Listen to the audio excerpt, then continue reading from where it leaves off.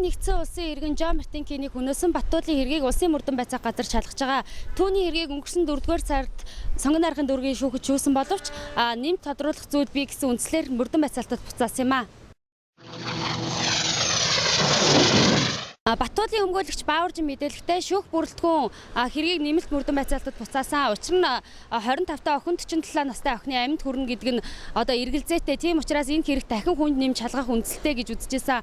Мөн Баттуул нь өөрт нь үүсгэж байгаа зүйл ангийг хүлээн зөвшөөрдгөө мөн Жон Мартинкинтэй хайр сэтгэлийн холбоогүй байсан гэдэг мэдээлэл өгчээсэн. Гэвч одоо түүний хэрэгт хүн нэмж шалгаагүй хоёр найзыг нь үргэлжлүүлэн шалгаж байгаамаа. Америкийн нэгдсэн улсын иргэн Жон Мартинкин өнгөрсөн оны 1-р сарын 5-нд манай улсын хилээр орж ирсэнд сургаггүй алга болсон байдаг. 2 сарын турш Баттуул өмнөөс нь хүүчин завгүй байна хэмээн харьцаж байсанд Жон Мартинкины ээж шижиг авч Монгол дахь Америкийн нэгдсэн улсын элчин сайдын яамд 90 сурвалжиж өгнө үү хэмээх хүсэлтийг тавьсан юм а. Харин талигачийн цогцыг 3-р сард Төв аймгийн Эрдэнэ сумын нутагт Сонжин болдгийн орчмоос олсон. Үүнд Баттуул Жон Мартинкинийг ирсэн өдрийнхэн маргааш буюу 1-р сарын 6-ны өдөр хөнөөсөн. 6 удаа буутсан. Түүнийг Эрдэнэ сумын нутагт аваач амь насыг нь бүрлгээд хэрэгээ нуухын тулд цогцыг булсан хэмээн мэдүүлсэн байдаг. Тиймээс Баттуулыг цагдан хорж эрүүгийн хуулийн 2-ийн 1, 2-ийн 2, 2-ийн 6, 2-ийн 12 гэсэн 4 зүйл ангаар эрүүгийн эрэг үүсгэн шалгаж байгаамаа. Улсын ялагчийн зүгээс түүнд цаазын ял төлөвлөсөн ч манай улсад эмэгтэй хүнд цааз өгдөггүй учраас 25 жилийн ял болгон төлөвлөд байгаамаа. Тайваны технологийн их сургуульд сурж байсан Баттуул багш Жон Мартинкинд шүрэн гүүр хэмээх чочид бодол барих төлөвлөгөөгөө үзүүлж түүнийг Монголд ирж хамтран ажиллах санал тавьсан. Багштай их хэмжээний цалин амласан тэрээр эхлээд $10,000 хөрөнгө оруулалт хийх ёстой гэжээ. Талигач Жон Мартинкин ээжээсээ $10,000 ирсэн өдрийнхөө маргааш ийхүү харамсалтайгаар амиа алдсан юм а.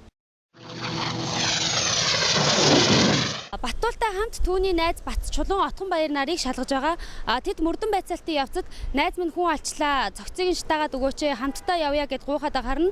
Бид хамт явж цогцыг нь булалцсан. Түүнээс бид хүн алаагүй. Найзаагаа өрөвцнөөс олж ийм зүйл болчлоо хэмээн мэдүүлсэн байдаг. Гэвч тэдэнд эрүүгийн хуулийн 274-ийн 1 зааснаар бусдыг санаатай алах гэмт хэргийг нуунд дарагдуулсан гэсэн үндслээр эрүүгийн үүрэг үүсгэн шалгаж байгаа.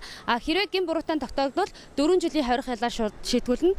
Мөн Баттуултай хамт шалгагдж байгаа Отгонбаяр нь 9 сартай жирэмсэн эмэгтэй байгаамаа.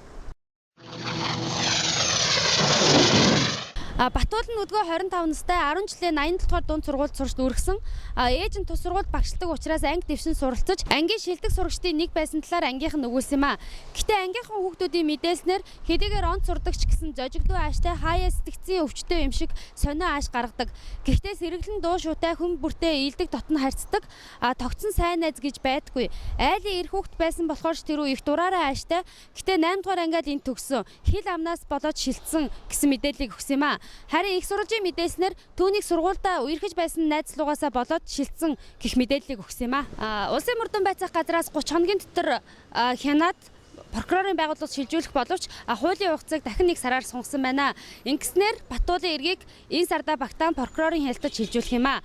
Баттуул нь өдгөө шүүхийн шийдвэр гүйцэтгэх ерхий газрын цагдаа орох 461-р ангид цаатуулагдаад жил гаруй нэрийг үзэж байгаамаа.